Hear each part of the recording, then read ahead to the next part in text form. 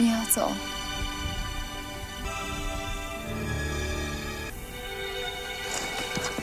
吴奎，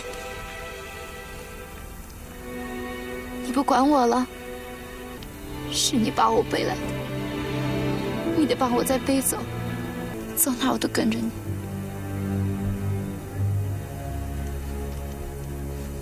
吴奎，吴奎，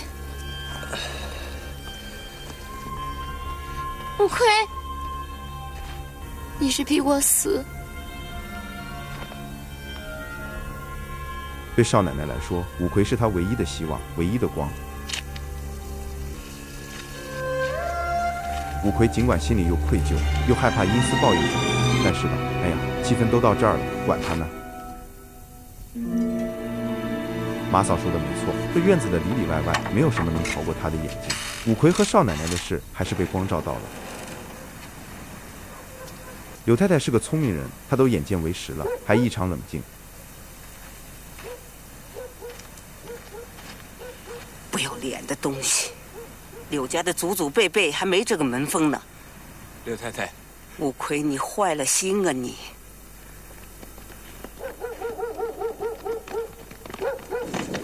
老六带着柳家的远房亲戚明火执仗地跑而来。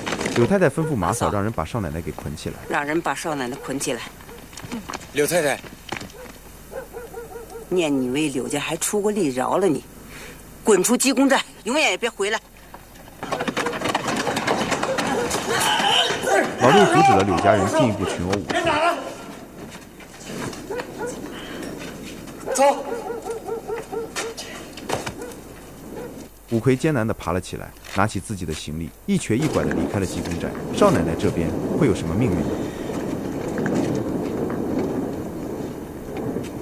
家有家法，族有族规，淫者大罪。鉴于少奶奶入白风寨仍能保持清白，免其一死，断足根，以示教义，促其从一而终。少奶奶被斩断脚踝筋腱的时候，五魁惊醒了，远处有狼在嚎叫。柳夫人没想到少奶奶竟能做出如此辱没门风的事情来，在她的认知里，这是大大的罪过。太太，这事儿就这么过去了，也多亏了您保她，不然她准活不了。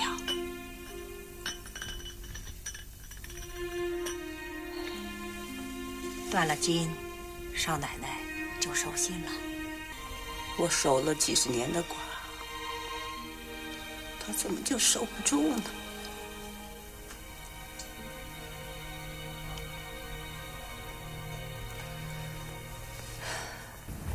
五魁从小在鸡公寨长大，离开了鸡公寨，他能去哪里了？他又能去哪里呢？他只能去60里外的白风寨，去找那个会唱戏的寨主。可等五魁风尘仆仆来到白风寨后，他却看到了一副惨不忍睹的景象。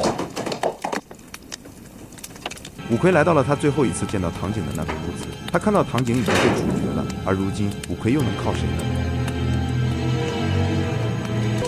熊熊烈火把这个土匪巢穴烧了个精光，就仿佛一切都没有存在过一样。白风寨的人所做过的那些坏事，好似一笔勾销了一般。1年以后，五魁他自己拉起了杆子，带了一帮土匪。这天啊，五魁带着他的兄弟们冲进了鸡公寨，来到了柳白桥。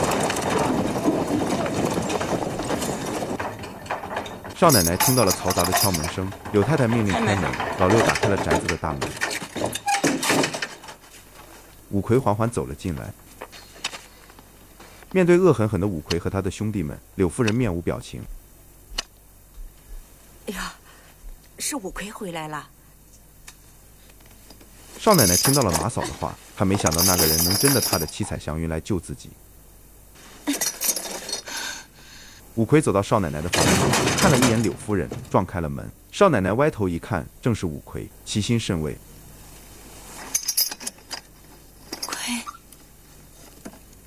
少奶奶轻唤了五魁，但五魁还是冷若冰霜。他的心里现在是仇恨，对柳夫人、对柳家的恨。五魁命令柳夫人打开少奶奶的枷锁，脑筋活泛的马嫂准备去打开枷锁。五魁解下自己腰里的绳子，他要用这绳子逼柳夫人上吊。柳家的丫鬟仆人都跪下了，因为柳夫人还欠着他们工钱呢。离开了柳家，他们怎么办呢？可五魁复仇心切，管不了这么多了。给他留个全尸。从情节来说，五魁报复柳夫人似乎不是正确的选择，因为如果没有柳夫人为少奶奶说情，族长是要弄死少奶奶的。